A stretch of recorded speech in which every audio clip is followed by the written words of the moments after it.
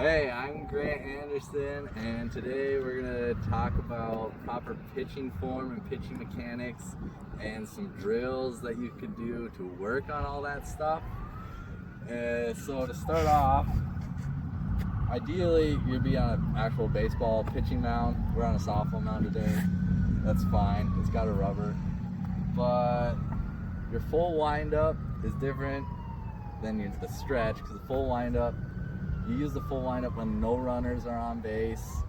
You got or if there's a runner on third base with 2 outs. I'll talk about that later. But full windup, you want to make sure that your first step into the windup isn't super big. You don't want it to come straight backwards. You don't want to get rid of.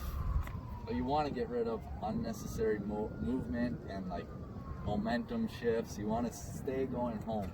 So just a little step off to the side, and you really want to practice and get into the habit of placing your foot in the same spot on the rubber, because that will create consistency, and consistency is key. And another thing is your eyes should never come off of the catcher's glove. A lot of kids, a lot of guys, when they take their step back, they look at their foot and make sure it's in the right spot.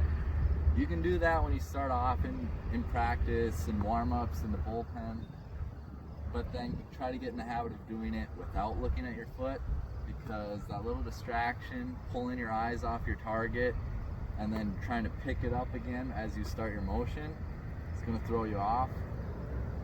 So right away, you got your step, you get your planted foot, your push-off foot nice and into the mound where you want it, and then a little bit of rotation.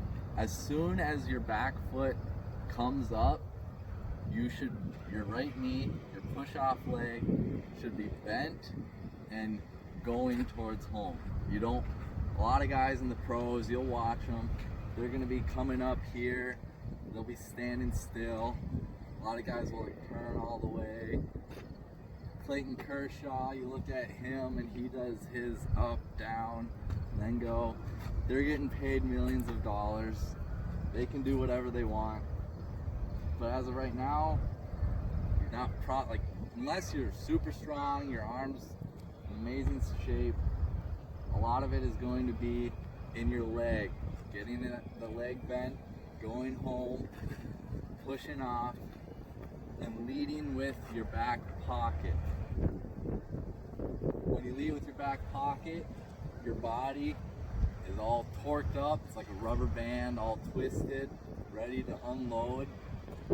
Lead with your back pocket, lean towards home, and your pickup leg, as you pick it up, you want your toe to point to the ground. You shouldn't be up like that. Shouldn't be flat, it could be twisted, but make sure your toe straight down to the ground. And when you land, make sure your toe you want to land on your toes, pointed towards your target. And the general rule of thumb in your landing spot should be, your stride should be however long is however tall you are. So if you want before, you can lay down, put a mark right at the top of your head.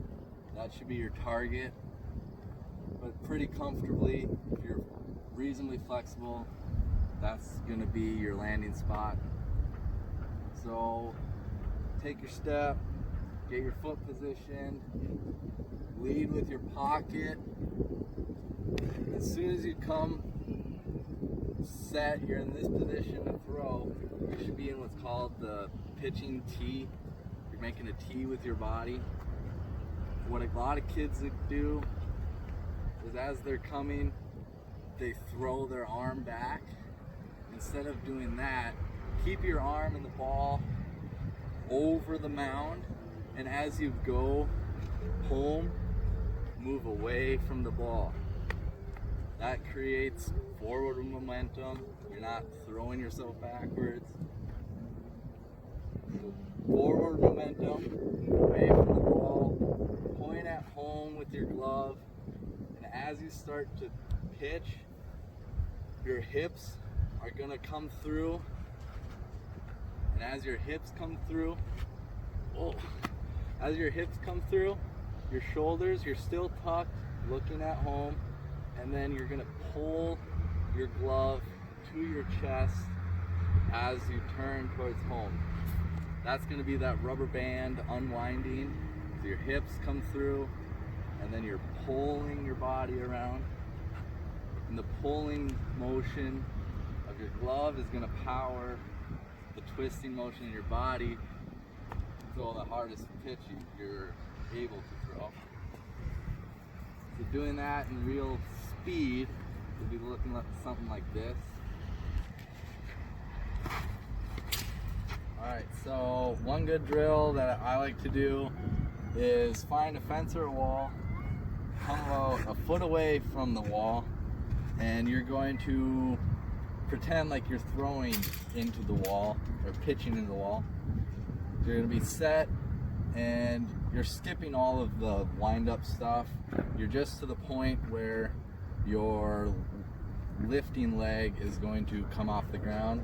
And as soon as you lift it up, your push-off leg is going to bend, push you into the wall, and you're going to lean into the wall on your back pocket. So it would be something like this. You don't have to do anything with your arms. I like to hold it for like 2 or 3 seconds. It just gets in your body into good muscle memory that as soon as your leg comes up, you're going home.